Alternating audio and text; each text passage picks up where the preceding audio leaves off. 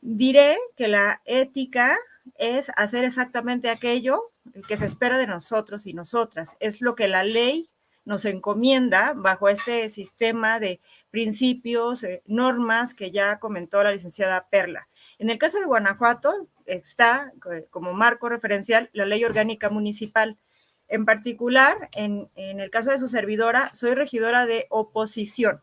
El Ayuntamiento de Guanajuato está integrado por 15 miembros, 12 regidores, de los cuales 6 son del partido oficialista en el poder, el Partido Acción Nacional, 2 síndicos que entran por mayoría relativa, es decir, del mismo partido del presidente municipal. Y somos 6 el bloque de oposición, 2 regidoras de Morena, 2 regidores del PRI, una regidora de Fuerza por México y una regidora de Movimiento Ciudadano. Entonces tenemos aquí las atribuciones de nosotros los regidores. En particular, haré énfasis en la fracción tercera, vigilar el cumplimiento de las atribuciones a cargo de las dependencias y entidades de la administración pública municipal, así como de los ramos que nos encomienda el ayuntamiento, entiéndase vía de las comisiones. Es decir, nuestra principal función es la de fiscalizar el desempeño, el correcto desempeño de la administración pública municipal. ¿Cuáles son las atribuciones de las dependencias y entidades? Pues las que están descritas en el reglamento orgánico de la administración pública municipal. Entonces, en principio, ética es hacer lo que dice la ley. Es hacer exactamente aquello que dice la ley, entendido también como corrupción el ejercicio desvirtuado, indebido del servicio público para favorecer el interés privado sobre el público. Entonces, es decir, mientras tengamos en mente el interés público y lo privilegiamos en cada una de las decisiones, no nos vamos a equivocar, creo yo. Luego, desde hace años, como se decía, para mí, desempeño incluso como ciudadana y ahora pues no se diga como servidora pública, tengo esta guía. Es muy importante conocer las instituciones que forman parte del sistema estatal anticorrupción, sus fundamentos legales, los modos institucionales a través de los cuales operan. Y para mí era muy necesario identificar cuáles son las conductas susceptibles de denuncia, cómo denunciarlas, ante quién denunciarlas. Esto es muy importante porque venimos, al menos aquí en Guanajuato, de una corriente muy fuerte de conductas desviadas, así como decía el regidor Peña, en donde vemos enriquecimiento ilícito y lamentablemente está muy normalizado, porque la sociedad había sentido que no podíamos hacer nada, que no teníamos ningún mecanismo para contrarrestarlo. Pero entonces el Código de Procedimientos penales, en el artículo 122, dice que debe denunciarse cualquier conducta indebida o ilícita.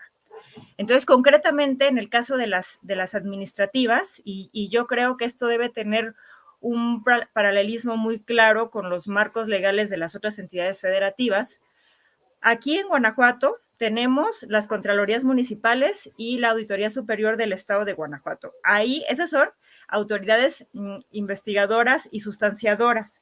La autoridad resolutora en materia administrativa es el Tribunal de Justicia Administrativa, pero las denuncias en principio se presentan ante estos órganos, la Secretaría, la Contraloría Municipal y la Auditoría Superior. En el caso de la Secretaría Estatal de Transparencia y Rendición de Cuentas, acudimos ahí cuando hay conductas indebidas de los servidores públicos estatales, pero los municipales, en principio, las Contralorías.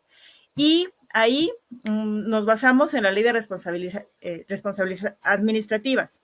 Se denuncian las presuntas faltas administrativas y ya el tribunal calificará si son graves o si no graves, o si son no graves, que son las conductas que incumplan o transgredan las obligaciones. Es decir, si observamos que hay una deficiencia en el cumplimiento de funciones, atribuciones y comisiones encomendadas, hay una presunta responsabilidad administrativa.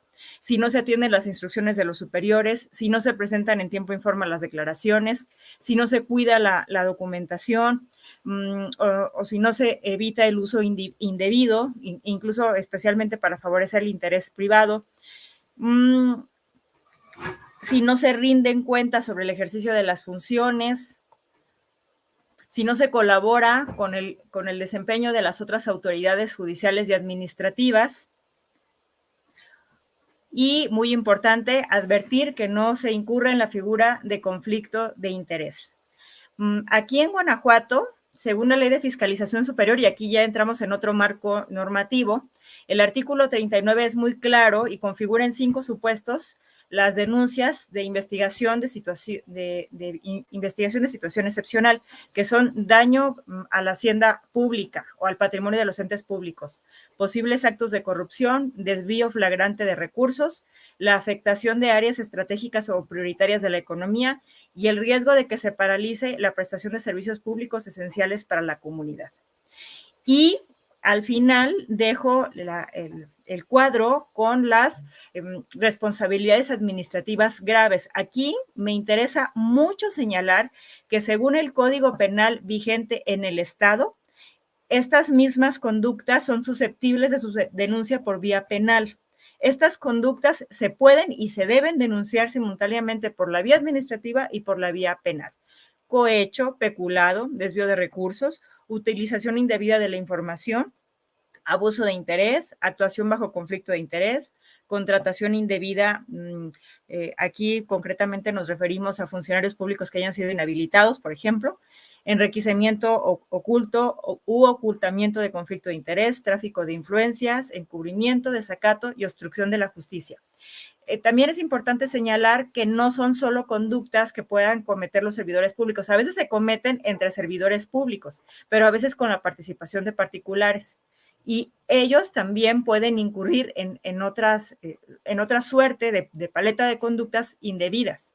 Por ejemplo, recuerdo en este momento la colusión, que tiene que ver cuando varios contratistas se ponen de acuerdo para que uno resulte ganador en una licitación simplificada, pero en las siguientes ocasiones sean los otros. Es decir, ellos maquinan para, de manera orquestada, alternar la victoria en una licitación simplificada.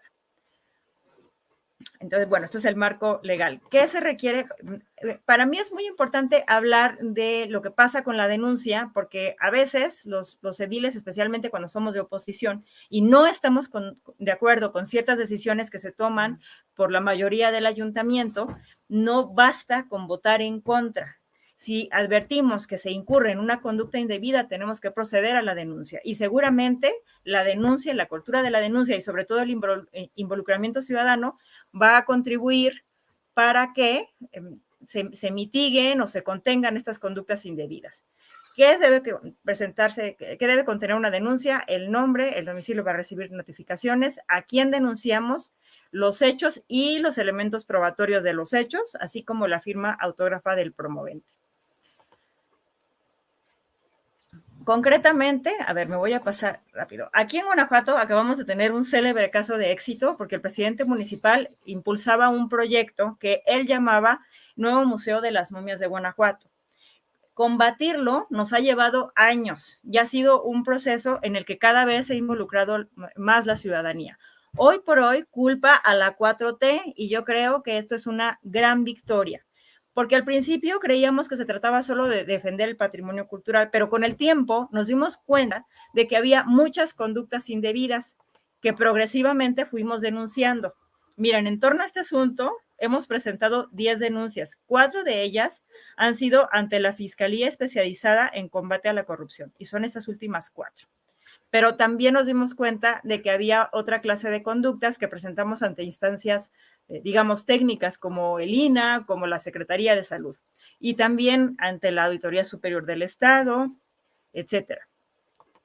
Quiero presentarles, este es un árbol de gestiones, pero en realidad estamos hablando de alrededor de 70 diligencias entre peticiones, consultas y denuncias ante instancias técnicas y administrativas estatales y nacionales, e incluso llegamos a establecer diálogo con entidades internacionales.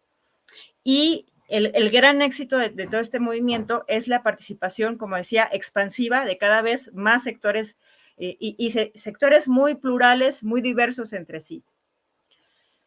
Luego, como hubo una gran participación ciudadana, en algún momento no nos quedamos en la vía administrativa ni penal, no, recurrimos a los mecanismos de participación ciudadana, que es algo que concretamente también quiero proponerles a los demás miembros de los ayuntamientos y a los miembros de la ciudadanía en general.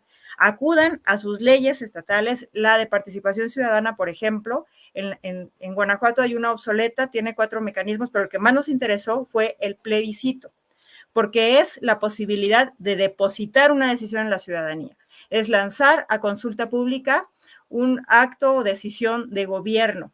La participación ciudadana es fundamental para dar legitimidad a las decisiones de gobierno. Entonces, cuando tenemos duda, cuando no tenemos claro, cuando no hay unos criterios muy definidos para las decisiones, hay que consultar a la ciudadanía. La ciudadanía nunca se va a equivocar, siempre va a tener la razón porque sabe perfectamente qué es lo que más necesita. Incluso cuando utilizamos recursos públicos, suponiendo que se trata, aquí el PAN llama a algunas obras como nobles, porque aparentemente son benéficas, no basta. Yo creo que hay que en todo momento tener suficiente información para verificar que las decisiones satisfagan las necesidades más apremiantes o prioritarias de la ciudadanía. Entonces, llamamos a plebiscito y debo decir que fue el primer plebiscito en la historia del Estado promovido por la ciudadanía. La meta era entregar firmas por el 3% de la lista nominal, que equivalía en ese momento a 4,314, pero entregamos 6,805. Y aún así, el Instituto Electoral del Estado de Guanajuato cedió ante la presión del presidente municipal y la declaró improcedente. Por supuesto que impugnamos esa decisión, pero de todas formas logramos que se frenara este proyecto porque era una plaza comercial con momias, porque no beneficiaba el interés público y porque en todo momento fue una imposición. Entonces, quiero respetar el tiempo. Solamente quiero recordar que no somos distintos, es decir, no hay por qué hacer esa diferenciación entre la ciudadanía. No, nosotros venimos de la ciudadanía, nos debemos a ella, le rendimos cuentas a la ciudadanía. En todo momento debemos estar seguros de que estamos respaldando el interés público. Los administradores públicos deben, los representantes populares, no se diga, encabezar la indignación y acompañar las luchas ciudadanas. Y en mi caso particular, que soy edil de oposición, tengo muy presente las palabras de Luis de Tavira con respecto al teatro, que en realidad aplica al arte, pero ahora también lo encuentro aplicable en la política. La oposición debe ser luz visible que hace visible, luz oscura que hace visible lo invisible. Nuestra función es echar la luz exactamente ahí donde otros quieren ocultar los actos de corrupción. Y tenemos que escudriñar, identificarlos, denunciarlos públicamente y combatirlos. De mi parte, pues es todo. Y hasta aquí cierro para entablar el diálogo. Muchas gracias, maestro.